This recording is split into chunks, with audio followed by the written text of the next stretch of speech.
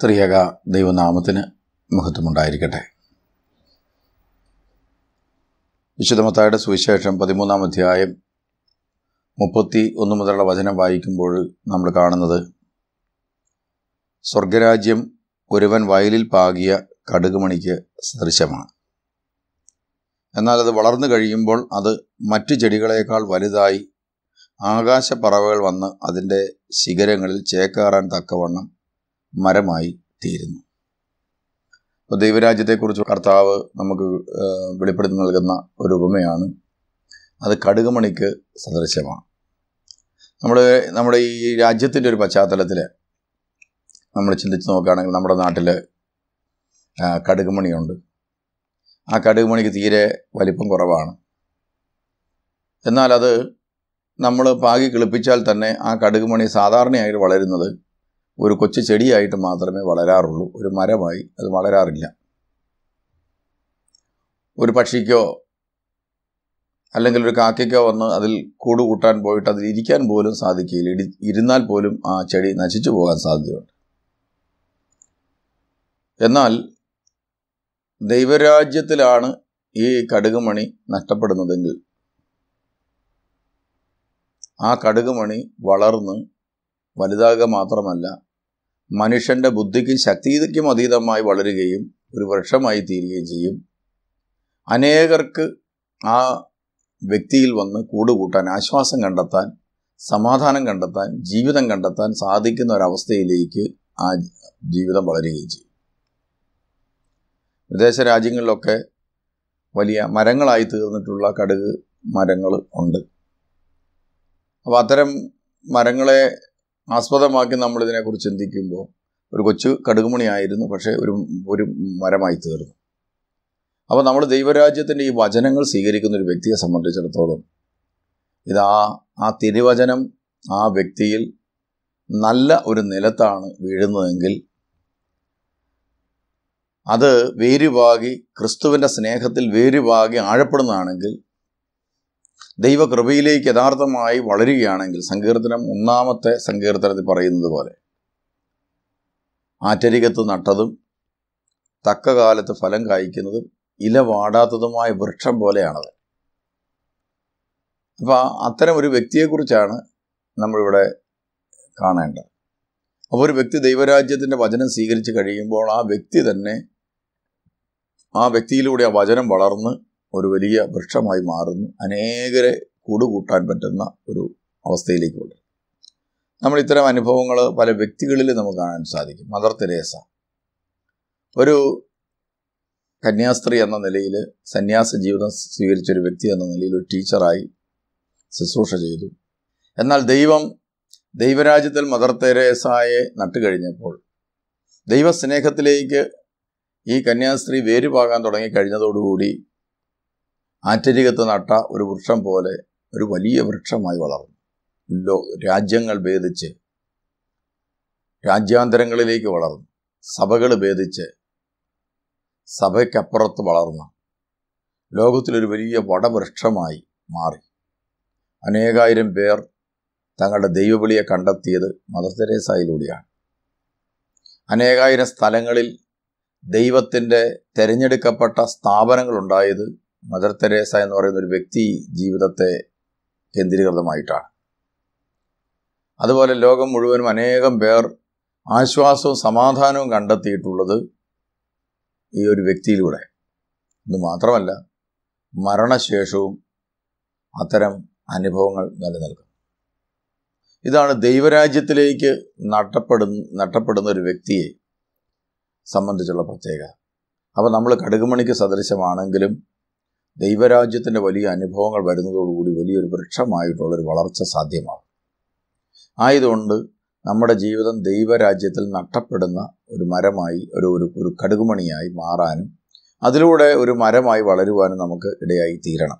അതുകൊണ്ട് നമുക്ക് നമ്മുടെ ജീവിതത്തെ അങ്ങനെ വിട്ടുകൊടുക്കുവാനായിട്ട് നമുക്ക് പരിശ്രമിക്കാം. അതോടൊപ്പം കർത്താവ് വീണ്ടും ദൈവരാജ്യത്തെക്കുറിച്ച് മറ്റൊരു ഉപമയിലൂടെ വീണ്ടും പറയുന്നുണ്ട്. അത് 3 ഇടങ്ങഴി മാവിൽ അത് പുളിക്കുവോളം ഒരു സ്ത്രീ ചേർത്ത് വെച്ച പുളിപ്പിന് സദൃശമാണ്. അപ്പോൾ ഒരു മാവ് കുഴച്ച് വെച്ച് കഴിഞ്ഞാൽ അതിനകത്ത് ഒരു സൈഡിൽ കുറച്ച് പുളിപ്പ് മാത്രമേ ചേർക്കുന്നുള്ളൂ. പക്ഷേ പുളിപ്പ് ചേർത്ത് കഴിയുമ്പോൾ ഈ മാവ് പുളിച്ചല്ലിരിക്കുന്നു. പുളിപ്പ് ചേർത്തതിൻ്റേതായ ഒരു ലക്ഷണവും കാണുന്നില്ല. എന്നാൽ ഒരു 24 മണിക്കൂർ കഴിയുമ്പോഴേക്കും അല്ലെങ്കിൽ 12 മണിക്കൂർ കഴിയുമ്പോഴേക്കും ഇത് പുളിച്ച് വീർത്ത് അത് മൊത്തം പുളിയുള്ളതായിട്ട് മാറുന്നതായിട്ട് കാണാൻ സാധിക്കും. അപ്പോൾ അങ്ങനെയെങ്കിൽ ഒരു ദൈവരാജ്യത്തിൻ്റെ പൈതൽ, ദൈവവചനം സ്വീകരിച്ച ഒരു വ്യക്തി ഒരു ഭവനത്തിൽ യഥാർത്ഥത്തിൽ ദൈവ പൈതലായി ജീവിക്കുന്നുണ്ടെങ്കിൽ ആ ദൈവിക ചൈതന്യം ഉറപ്പായിട്ടും ആ ഭവനത്തിൽ മുഴുവനും പ്രകാശം വരുത്താൻ തുടങ്ങും. അത് മുഴുവൻ പ്രകാശം പരത്തിക്കൊണ്ടിരിക്കും. അവരുടെ നന്മകൾ, നന്മയുടെ സ്വാധീനങ്ങൾ അവരുടെ കുടുംബത്തിലേക്ക് വ്യാപിക്കുക മാത്രമല്ല, അവരുടെ മക്കളിൽ അത് പ്രതിഫലിക്കാൻ തുടങ്ങും. അവരുടെ സ്ഥാപനങ്ങളിൽ ഇത് പ്രതിഫലിക്കാൻ തുടങ്ങും. അവരുടെ കൂടെ ജോലി ചെയ്യുന്ന ഉദ്യോഗസ്ഥരിലും സ്ഥാപനങ്ങളിൽ ജോലി ചെയ്യുന്ന ജോലിക്കാരിലും അത് പ്രതിഫലിക്കാൻ തുടങ്ങും. അങ്ങനെ ഒരു മാവ് കുഴച്ച് വെക്കുമ്പോൾ പുളിപ്പ് വെക്കുന്നത് പോലെ തന്നെ അവൻ ജീവിക്കുന്ന ചുറ്റുപാടുകളിലെല്ലാം ഒരു പ്രത്യേക സ്വാധീനം ഉണ്ടാകുവാനായിട്ട് ഇടയായിത്തീരും. ചില സ്ഥാപനങ്ങളിൽ ജോലി ചെയ്യുന്നവർ പറയാറുണ്ട്, അവിടുത്തെ സ്ഥാപനത്തിലെ ഉടമ രാവിലെ വന്നാൽ പ്രാർത്ഥിച്ച് ആ സ്ഥാപനം ആരംഭിക്കുന്നുണ്ട്. അപ്പോൾ ക്രമേണ ആ സ്ഥാപനത്തിൽ ജോലി ചെയ്യുന്നവരൊക്കെ അവരുടെ ഭവനങ്ങളിലേക്കും അത്തരം പ്രാർത്ഥന വ്യാപിപ്പിക്കാനിടയായിത്തീരുന്നതായിട്ട് ചില സാക്ഷ്യം പറഞ്ഞിട്ടുണ്ട്. അപ്പോൾ ഇങ്ങനെയുള്ള ഒരു ദൈവാനുഭവം ദൈവം നമ്മളിൽ നിന്ന് പ്രതീക്ഷിക്കുന്നു. നമ്മൾ അതിന് ബാധ്യതയുള്ളവരാണ്. യഥാർത്ഥത്തിൽ ദൈവരാജ്യത്തിലേക്ക് നമ്മൾ വിളിക്കപ്പെട്ടവരാണെങ്കിൽ, ദൈവരാജ്യ ശക്തിയിലുള്ളവരാണെങ്കിൽ, ദൈവരാജ്യം വെളിപ്പെട്ടവരാണെങ്കിൽ, ദൈവരാജ്യ അനുഭവം നമ്മൾക്കുള്ളവരാണെങ്കിൽ തീർച്ചയായിട്ടും നമ്മൾ ഇത്തരത്തിലുള്ള ഒരു വളർച്ച സാധ്യമാകണം.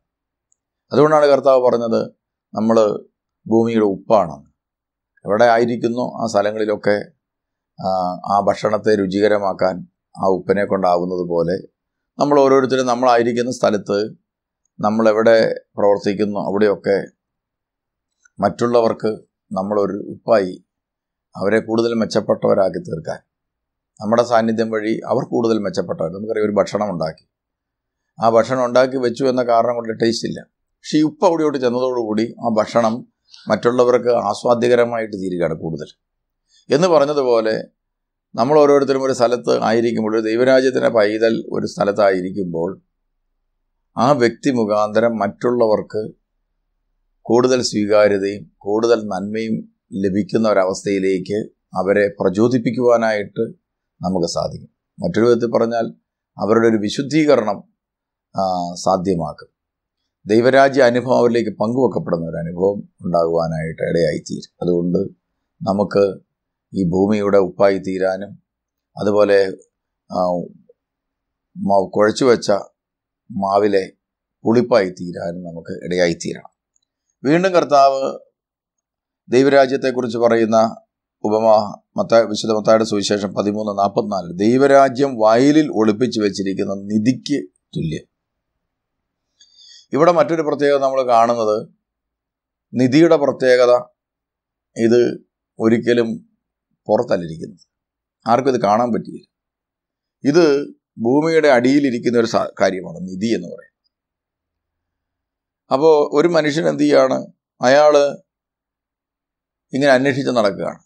അയാൾ ചില ലക്ഷ്യങ്ങളുള്ള മനുഷ്യനാണ്. അങ്ങനെ നടക്കുമ്പോഴാണ്, പ്രിയമുള്ളവരെ, അയാൾക്ക് മനസ്സിലാകുകയാണ് പെട്ടെന്ന് ഈ വയലിനകത്ത് നിധിയുണ്ട്. അപ്പോൾ അയാൾ ആ വയൽ അതിൻ്റെ ഉടമയോട് ചോദിച്ചു. അപ്പോൾ ചോദിച്ചപ്പോൾ അയാൾ പറഞ്ഞു, ഞാനിപ്പോൾ ഈ വയൽ കൊടുക്കുന്നില്ല, അത് വയലായിട്ട് കിടന്നോട്ടെ, കൃഷി ചെയ്യുന്നില്ലെങ്കിലും അങ്ങനെ കിടക്കട്ടെ അത് പറഞ്ഞു. പെട്ടെന്ന് ഈ മനുഷ്യൻ പറഞ്ഞു, സാധാരണ ഒരു വയലിന് ഒരു സെൻറ്റിന് 5000 രൂപയോ അല്ലെ 1000 രൂപയൊക്കെ ഉള്ളൂ എന്ന് വിചാരിച്ചു. ഇയാൾ പറഞ്ഞു, ഞാൻ ഒരു ഇരട്ടി രൂപ തരാം, എനിക്ക് ഈ വയൽ തരുമോ? അപ്പോൾ ഇരട്ടി പണം കിട്ടുമെന്ന് വിചാരിച്ചപ്പോൾ ഇയാൾ ഈ വയലങ്ങ് വിറ്റു. ഈ നിധി അന്വേഷിച്ച് നടന്ന ആൾ ഇത് സ്വന്തമാക്കി. ഇയാൾ വളരെ വില കൂട്ടി ഈ വയൽ മേടിച്ചു എന്ന് കണ്ടതോടുകൂടി നാട്ടുകാരിൽ പലരും അയാളെക്കുറിച്ച് പറയാൻ തുടങ്ങി, ഇയാൾ ഒരു മാനസിക രോഗിയാണെന്ന് തോന്നുന്നു, ഇയാൾക്ക് അത്ര വിവരമൊന്നും ഉണ്ടെന്ന് തോന്നുന്നില്ല, കാരണം ഇത്ര വില കൊടുത്ത് ഈ ഒരു വയൽ മേടിക്കാൻ പാടുണ്ടോ എന്നൊക്കെ ഇയാളെക്കുറിച്ച് പുച്ഛിച്ച് പറയും. യേശുക്രിസ്തുവിന് വേണ്ടി ഇറങ്ങിത്തിരിക്കുന്ന, തിരുവചനം സ്വീകരിച്ച് വചനാധിഷ്ഠിതമായ ജീവിതം നയിക്കാൻ ഇറങ്ങിത്തിരിച്ച പല വ്യക്തികളെക്കുറിച്ചും ആ കാലഘട്ടത്തിൽ പലരും ഇത്തരത്തിലുള്ള അഭിപ്രായ പ്രകടനം നടത്തിയിട്ടുണ്ട്. വിശുദ്ധ ജീവിതം നയിക്കാനായിട്ട് വിശുദ്ധ ജീവിതത്തിൻ്റെ പാതയിലൂടെ ഇറങ്ങിത്തിരിച്ച വ്യക്തികളൊക്കെ ഇത്തരം ചില ദുരനുഭവങ്ങളിലൂടെ കടന്നുപോയിട്ടുള്ളവരാണ്. മറ്റുള്ളവരവരെ നിന്ദിക്കുകയും പരിഹസിക്കുകയും അവരുടെ ജീവിത വഴിയെ നിന്ദിക്കുകയും അപഹസിക്കുകയും ഒക്കെ ചെയ്ത അനുഭവം പലരുടെയും ജീവിതത്തിൽ നമുക്ക് കാണാൻ സാധിക്കും.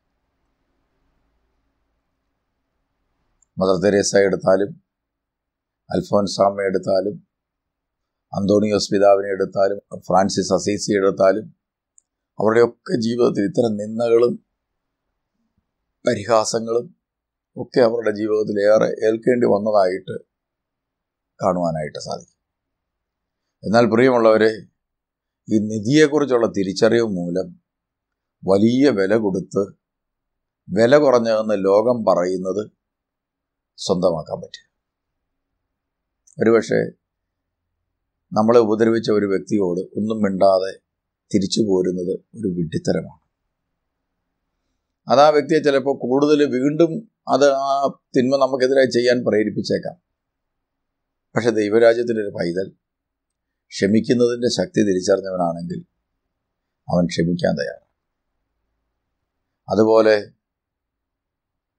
നമ്മുടെ ഭൗതിക സമ്പത്ത് പങ്കുവെക്കുക. ഒരുപക്ഷെ ആളുകൾ പറയും ഇതൊരു മണ്ടത്തരമാണ്.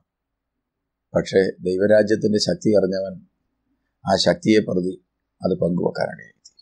ഇങ്ങനെ തുടങ്ങിയ ഒത്തിരി മേഖലകളിൽ ദൈവരാജ്യത്തിൻ്റെ നിധി കണ്ടെത്തിയ മനുഷ്യന്, ദൈവകൃപയുടെ ശക്തി കണ്ടെത്തിയ മനുഷ്യന്, ദൈവസ്നേഹം എന്താണെന്ന് തിരിച്ചറിഞ്ഞ മനുഷ്യന് അതിനുവേണ്ടി പലതും നഷ്ടപ്പെടുത്താൻ സാധിക്കും. എന്നിട്ട് ഈ നിധി സ്വന്തമാക്കും. അയാൾ ആ വയൽ മേടിച്ചു. അതിനുശേഷം അയാൾ വളരെ രഹസ്യമായിട്ട് അത് കുഴിക്കാൻ തുടങ്ങി എന്ന് പറഞ്ഞാൽ അയാൾ വ്യക്തിപരമായി വളരാൻ തുടങ്ങി. പല ആളുകൾ ഇപ്പോൾ ആത്മീയമായിട്ട് വളരുന്നത് പുറത്തേക്കാണ്. അയാൾ ഇങ്ങനെ ചെയ്തു. എന്നാൽ ഒരു യഥാർത്ഥ ആത്മീയൻ വളരുന്ന അകത്തേക്കാണ്. ഒരു മരം നല്ല വലിപ്പമുള്ള മരമാണ്. അപ്പോൾ നമ്മൾ പറയും മരം നല്ല വലിയ മരമാണ്, വണ്ണമുള്ള മരമാണ് എന്നൊക്കെ പറയും. എന്നാൽ ആ മരം യഥാർത്ഥം നല്ല തടിയാണോ എന്നറിയുന്നത് അത് മുറിച്ചിട്ട് കഴിയുമ്പോൾ അതിനുള്ളിലെ കാതൽ കണ്ടിട്ടാണ്. അതിനുള്ളിലൊരു കാതലുണ്ട്. അത് ഉള്ളിലേക്കുള്ളൊരു വളർച്ചയാണ്. അതിൻ്റെ പ്രായം അനുസരിച്ച് അതിൻ്റെ ഉള്ളിലൊരു കാതലുണ്ടായിക്കൊണ്ട് സത്യത്തിൽ ആ കാതലനുസരിച്ചാണ് ആ വൃക്ഷത്തിൻ്റെ ക്വാളിറ്റി നിശ്ചയിക്കുന്നത്, ആ തടിയുടെ ക്വാളിറ്റി. എന്ന് പറഞ്ഞതുപോലെ ക്രിസ്ത്യാനിയെ സംബന്ധിച്ചിടത്തോളം അവൻ്റെ ഉള്ളിലേക്ക് അവൻ വളരണം. ആധ്യാത്മികമായി ഉള്ളിലേക്ക് വളരണം. അവൻ്റെ കാമ്പുണ്ടാവണം. അവൻ്റെ ഉള്ളൊരു മരത്തിൻ്റേതുപോലെയുള്ളൊരു കാതൽ അവൻ്റെ ഉള്ളിൽ രൂപപ്പെടേണ്ടതായിട്ടുണ്ട്. അപ്പം അങ്ങനെ വളരുവാനായിട്ട് നമുക്ക് ഇടയാകേണ്ടിയിരിക്കുന്നു. അപ്പോൾ അങ്ങനെ കുഴിച്ചെടുക്കാനായിട്ട് നമ്മൾ ആഴപ്പെടാനായിട്ട് ഇടയായിത്തീരണം. ഉടനെ കർത്താവ് പറഞ്ഞു നിങ്ങൾ ആഴത്തിലേക്ക് നീക്കി വലയിറക്കാനായിട്ട്. അപ്പോൾ അങ്ങനെ നമ്മൾ വ്യക്തിപരമായ പ്രാർത്ഥന, അതുപോലെ കൂദാശാധിഷ്ഠിത ജീവിതം, അതുപോലെ ദശാംശം പങ്കുവെക്കൽ, അതുപോലെ സാധിക്കുമ്പോഴൊക്കെ സാധുക്കളെ സഹായിക്കൽ, മറ്റുള്ളവർക്ക് വേണ്ടി പ്രാർത്ഥിക്കുക തുടങ്ങി, അതുപോലെ സുവിശേഷം പ്രചരിപ്പിക്കുക, അങ്ങനെ ദൈവരാജ്യ സംസ്ഥാപനത്തിന് വേണ്ടിയുള്ള ദൈവം ആഗ്രഹിക്കുന്ന നിലയിലുള്ള പ്രവൃത്തികൾ ചെയ്ത് അയാൾ കുഴിച്ചു ചെല്ലുമ്പോൾ മറ്റാർക്കും തിരിച്ചറിയാൻ പറ്റാത്ത ചില ദൈവിക രഹസ്യങ്ങളും സമ്പാദ്യങ്ങളും ഈ വ്യക്തിക്ക് കിട്ടുവാനിടയായിത്തീരും. കൃപയുടെ ചില പുതിയ ലോകം. നമുക്കറിയാം, ഒത്തിരി കാലം കഷ്ടപ്പെട്ട് സുവിശേഷ ശുശ്രൂഷ ചെയ്ത് നടന്ന പല ആളുകളും പിൽക്കാലത്ത് വലിയ ദൈവിക കൃപാവരം പ്രാപിച്ചവരായിട്ട് മാറിയതായിട്ട് കാണാനായിട്ട് സാധിക്കും. നമ്മുടെ ഈ കാലഘട്ടത്തിൽ തന്നെ ആത്മീയ ലോകത്തിൽ ഇത്തരം ചില വ്യക്തികളെയൊക്കെ നമുക്ക് പരിചയപ്പെടാനായിട്ട് നമുക്ക് ഇടയായിത്തീരും. നമുക്കറിയാവുന്ന ഒരു വ്യക്തിയാണ് ഫാദർ ജെയിംസ് മഞ്ഞാക്കൽ എന്ന് പറയുന്ന അച്ഛൻ. കേരള സഭയിൽ ഒത്തിരി സുവിശേഷ ശുശ്രൂഷകളൊക്കെ ചെയ്തിട്ടുള്ള അച്ഛനാണ്. ആയിരക്കണക്കിന് ആളുകൾ അദ്ദേഹത്തിൻ്റെ ശുശ്രൂഷയിലൂടെ കേരളത്തിൽ തന്നെ മാനസാന്തരപ്പെടുകയും നല്ല ശുശ്രൂഷ നയിക്കുവാനിടയായി തീരുകയും ചെയ്തിട്ടുണ്ട്. അതിനുശേഷം അദ്ദേഹം വിദേശ രാജ്യത്തേക്ക് പോയി. അവിടെ വെച്ച് അദ്ദേഹത്തിന് ഒരു ഭക്ഷ്യവിഷബാധ അദ്ദേഹത്തിന് ഏറ്റു. അതുവഴി അദ്ദേഹം കോമ സ്റ്റേജിലായിപ്പോയി. കാലുകൾ തളർന്നുപോയി.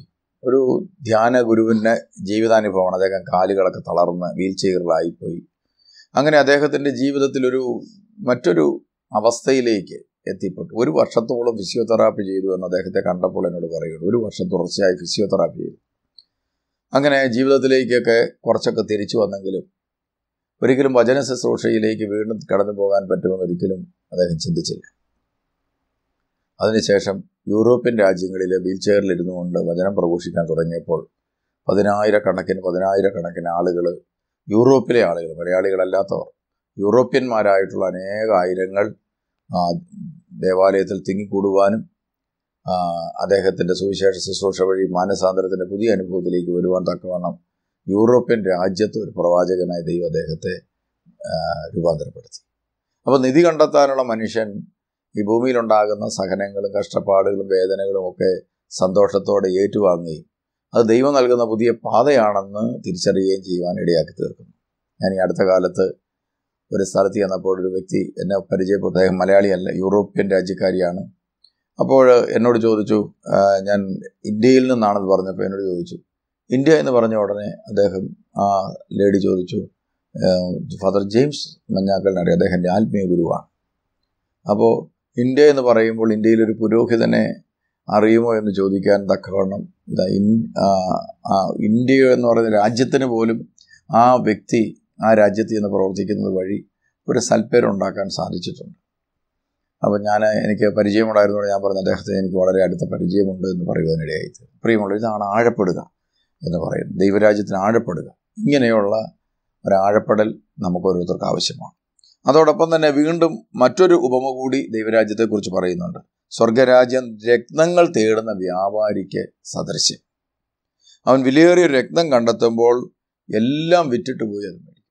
രത്നം എന്നൊക്കെ പറയുന്ന എല്ലാവർക്കും സ്വന്തമാക്കാൻ പറ്റുന്ന ഒരു സംഭവമല്ല. എല്ലാവരും ആഗ്രഹിച്ചാലും എല്ലാവർക്കും ഓരോന്ന് വെച്ച് സ്വന്തമാക്കാനായിട്ട് സത്യത്തിൽ ഭൂമിയിൽ അങ്ങനെ രത്നങ്ങളില്ല. അത് വളരെ റെയറായിട്ട് കിട്ടുന്നൊരു സാധനമാണ്. അപ്പോൾ നമുക്കൊരു കാറെന്ന് പറഞ്ഞാൽ നമുക്ക് ആഗ്രഹിക്കുന്നവർക്കെല്ലാം പോയി വാഹനം മേടിക്കാം. കാരണം എന്താണ്?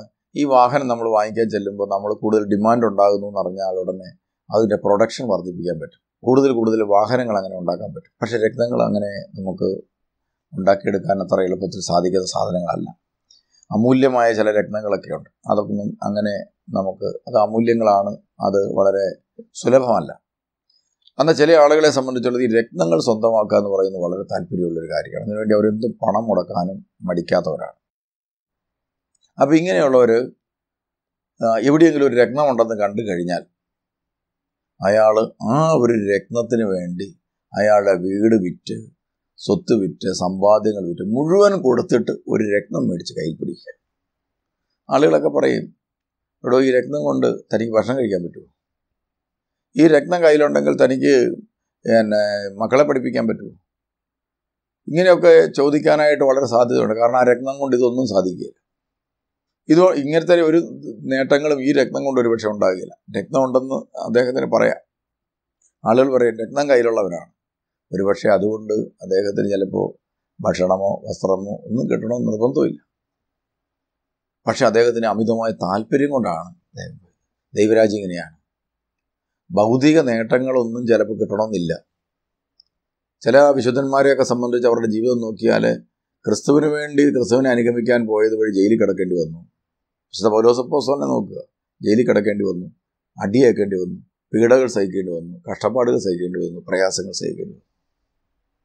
ഭൗതികമായ എന്തെങ്കിലും വീടോ ഒന്നും അങ്ങനെ എന്തെങ്കിലും ഭൗതിക കാര്യങ്ങൾ സ്വന്തമാക്കിയതായിട്ടൊന്നും അവിടെ പറയുന്നില്ല. ഇനി അഥവാ ഉണ്ടെങ്കിൽ തന്നെ ഒരു വീട് വാടകയ്ക്കെടുത്ത് താമസിച്ചു എന്നൊക്കെ പറയുന്നു.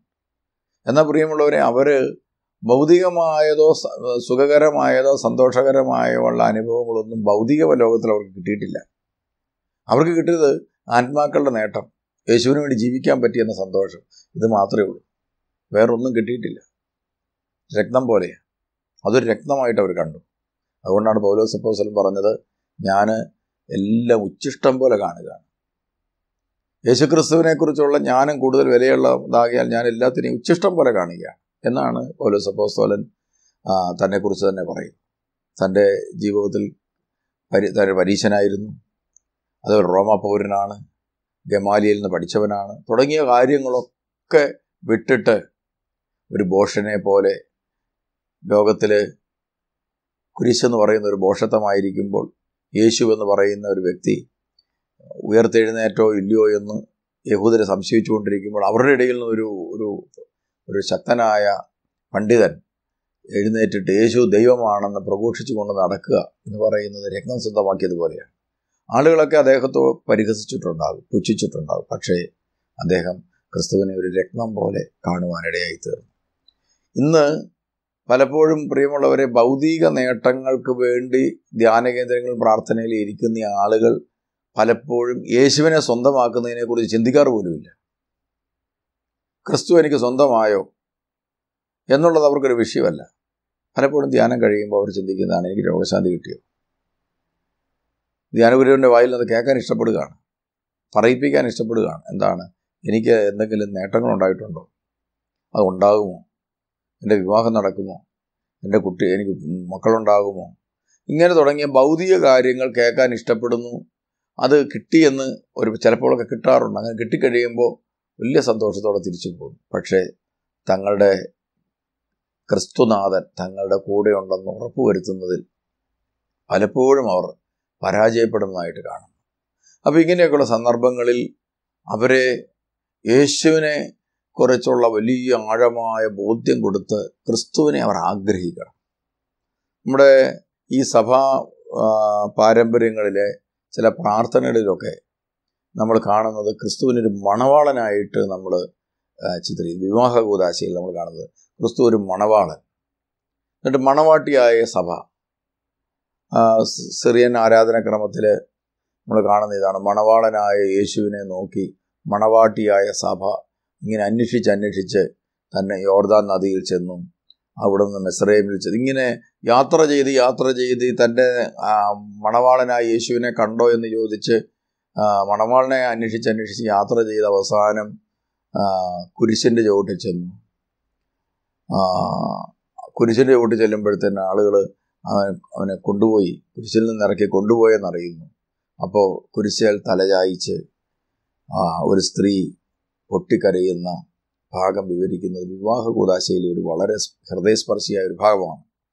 അപ്പോൾ അവിടെ പറയുന്ന ഇതാണ്, മണവാട്ടി സഭ മണവാളനെ നോക്കി പ്രാർത്ഥിച്ച് യാത്ര ചെയ്യുക, ഒരു തീർത്ഥയാത്ര നടത്തുകയാണ്.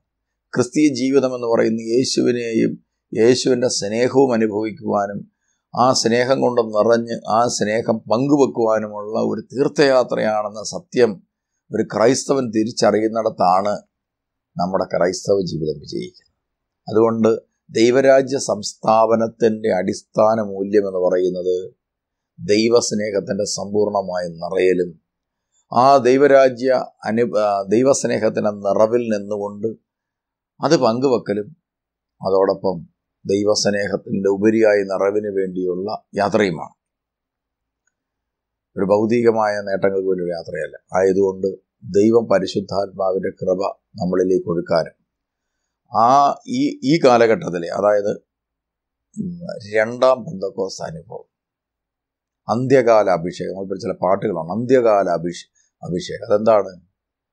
നമ്മൾ യേശുക്രിസ്തു ചെയ്ത രോഗശാന്തികളും അത്ഭുതങ്ങളും അടയാളങ്ങളും 2000 വർഷം എന്നതുപോലെ തന്നെ ഇപ്പോഴും കണ്ടു കഴിഞ്ഞു. യേശുക്രിസ്തുവിൻ്റെ പിന്നാലെ ആയിരക്കണക്കിന് ആളുകൾ കൂടിയതുപോലെ ഇന്ന് യേശുക്രിസ്തുവിൻ്റെ കൂടെ ആയിരക്കണക്കിന് ആളുകൾ കൂടിക്കഴിഞ്ഞു. അവിടെ ശുശ്രൂഷ പൂർത്തിയാകുന്നില്ല. ഇനി പീഡാസഹനങ്ങളുടെയും കുരിശുമരണത്തിൻ്റെയും ഒരു കാലം ക്രിസ്തീയ സഭ നേരിടാൻ പോവുകയാണ്. പീഡിപ്പിക്കപ്പെടുന്നൊരു കാലമാണിത്. അതുപോലെ വിശ്വാസ തകർച്ചയുടെ കാലഘട്ടം, അതിനെ പറ്റിയ സാഹചര്യങ്ങൾ ഉയർത്തെഴുന്നേറ്റ് വരും. ഇവിടെ